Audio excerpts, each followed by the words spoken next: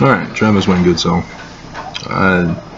As you guys are probably aware, the news is talking about churches down south and recently in Sandy and Draper getting graffitied. And the graffiti is actually a whistleblowing of crime. It's not graffiti for the sake of graffiti, or it's not making false accusations. These are serious things that are in the news almost on a regular basis now of sex predatorial behavior, sex crimes, child sex crimes even, and it's getting out of control. And so as the state of Utah has a bad habit of dealing with sex crimes, as the Church of Jesus Christ of Latter-day Saints has a bad history of teaching correct doctrine on the matter of sex crimes, with the poor examples of Brigham Young as a sex trafficker, and not just his slave trade and slavery of blacks, but this is a disturbing condition where the police are going to investigate to arrest those who are guilty of the graffiti, rather than investigating the claims made in the graffiti itself.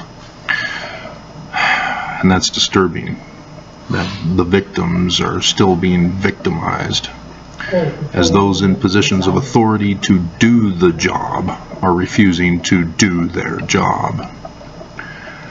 And it's sad. Sean Reyes, for example, ran on a campaign of having just gone south of the border to rescue a whole bunch of sex trafficked girls. And what has he done for Utah? Well, there was the West Valley incident, the Arizona West Valley Mormon who sex trafficked the women from his mission out in the Philippines, or an island close by the Philippines, and brought them back to Arizona and to Utah, in West Valley, at a home in my stake area. And when I first moved to Utah, I heard Mormons complaining about how when the news covers a Mormon, they always mention them as being Mormon.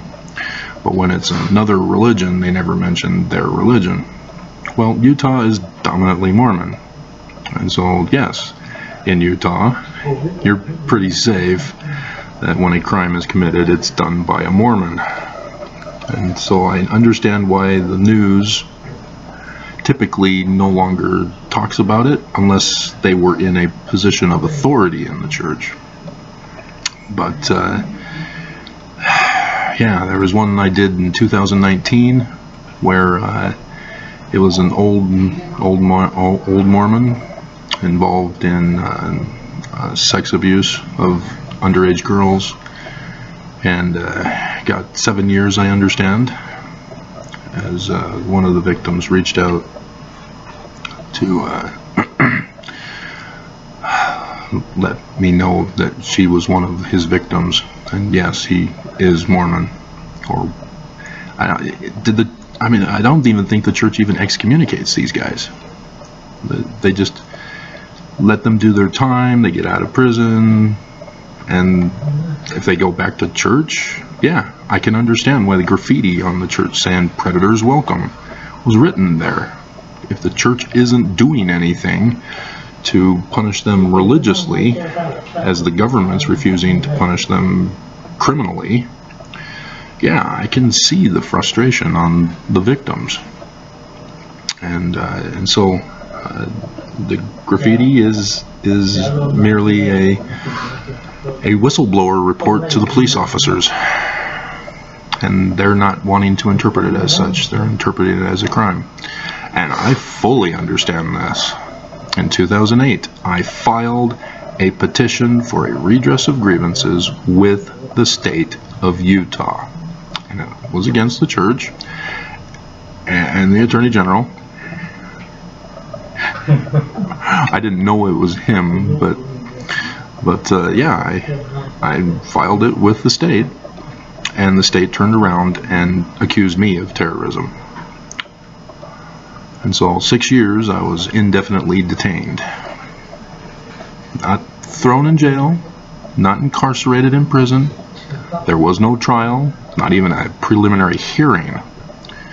I was purposely incarcerated for 6 years, and it was supposed to be permanent. It was supposed to be forever. So they've done it again. I'm a lifer here. Unless another miracle comes forward again like it did last time. 3 people retired last time, and their replacements paved the way for me to go free. And so if I need a miracle for that here, because Utah has designed Utah to keep me from getting a place to live. And I can't expect other people to take me in. That's not what Utah is supposed to do, the government. They're supposed to regulate the economy, which means, hey, we are not having you build luxury homes. We need affordable apartments for those who fit into Travis's type category of income.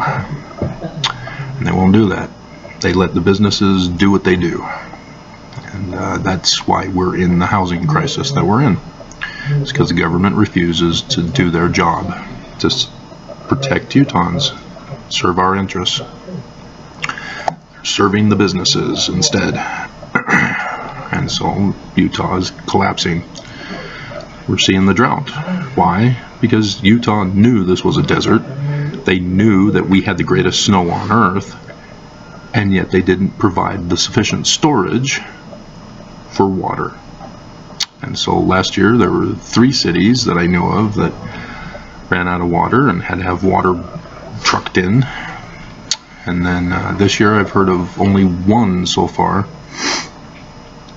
But they are, I guess the government did something with the Colorado River or something for Utah or something like that. But yeah, the whole West is still in a drought. And but yeah,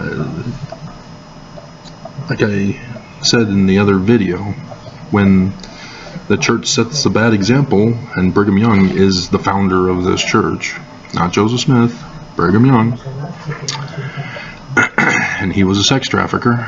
Now you understand why Warren Jeffs, sex trafficker. The other polygamous groups of branch-offs, sex trafficking. Brian David Mitchell, sex trafficking. This is where they learned it from, was from Brigham Young. And it's a crime. And Mormons can't see it because they trust that their prophets are legitimate and speak for God. And so God approves of sex trafficking. Isn't that great? How does that make you feel, women? Your God thinks of you as a sex object to be sold and used and abused and thrown away,